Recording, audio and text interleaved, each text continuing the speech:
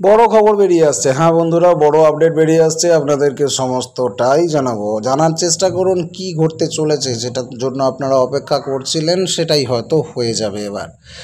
তারা ব্যানার করেছে, সবার কেড়েছে অন্ন, এবার তাই চলো নবান্ন। এই ব্যানারে কিন্তু সংগ্রামী যৌথ মঞ্চ তাদের 28শে জুলাই 2025 সোমবার বেলা 11টায় নবান্ন যাওয়ার জন্য প্রস্তুতি নিচ্ছে। তাদের দাবিগুলোর মধ্যে একটা হচ্ছে স্থায়ীকরণ, যেটার জন্য আপনি দীর্ঘদিন অপেক্ষায় রয়েছেন।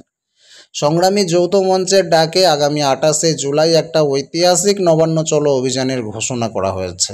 আর এই অভিযানের মূল লক্ষ্য হচ্ছে রাজ্যের বিভিন্ন সরকারি দপ্তরে শূন্য পদে স্বচ্ছভাবে নিয়োগ, 1 নম্বর। 2, বকেয়া মহার্ঘ ভাতা বা ডিএ প্রদান।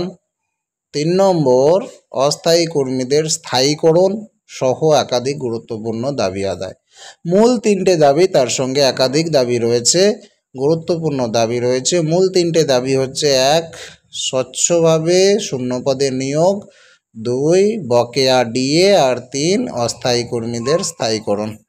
মূল দাবিগুলো হচ্ছে এটাই: স্বচ্ছ নিয়োগ, রাজ্যের প্রায় 6 লক্ষ শূন্য পদে অবিলম্বে স্বচ্ছ এবং স্থায়ী নিয়োগ প্রক্রিয়া শুরু করতে হবে।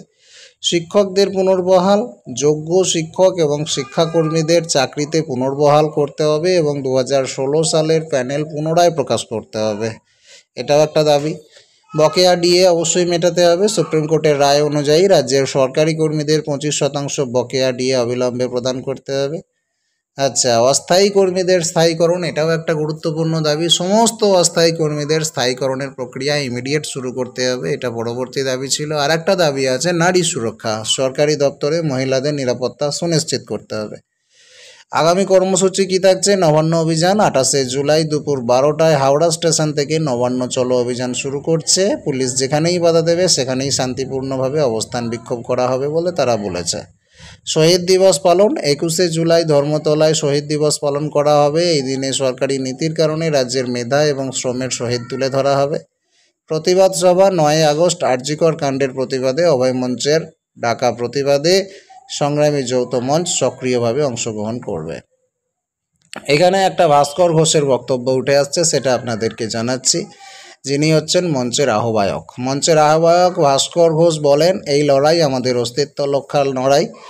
আমরা আমাদের অধিকার আদায় না হওয়া পর্যন্ত পিছু হটব না। তিনি আরও বলেন যে 2025-এর 28শে জুলাইয়ের নবান্ন চলো কর্মসূচি শেষ নয়, দাবি আদায় না হলে আরও বৃহত্তর কর্মসূচির হুঁশিয়ারি তিনি দেন। এই সাংবাদিক বৈঠকে বিভিন্ন কর্মচারী, শিক্ষক এবং শিক্ষাকর্মী সংগঠনগুলোর ঐক্যবদ্ধ সংগ্রামের চিত্র ফুটে উঠেছে। তাদের সম্মিলিত দাবি এবং আগামী কর্মসূচির ফলে রাজ্যের প্রশাসনিক মহলে আলোড়ন সৃষ্টি হয়েছে। এখন দেখার বিষয় রাজ্য সরকার এই দাবিগুলোর বিষয়ে কী পদক্ষেপ গ্রহণ করে। যা পদক্ষেপ হবে বা বিষয় বেরিয়ে আসবে অবশ্যই আপডেট আপনাদেরকে দেওয়ার চেষ্টা নেব। আপডেট পেতে চ্যানেলটিকে সাবস্ক্রাইব করে সঙ্গে থাকবেন। এ ব্যাপারে আপনাদের মতামত কিছু থাকলে কমেন্টে জানান। পরবর্তী আপডেট নিয়ে ফিরে আসছে।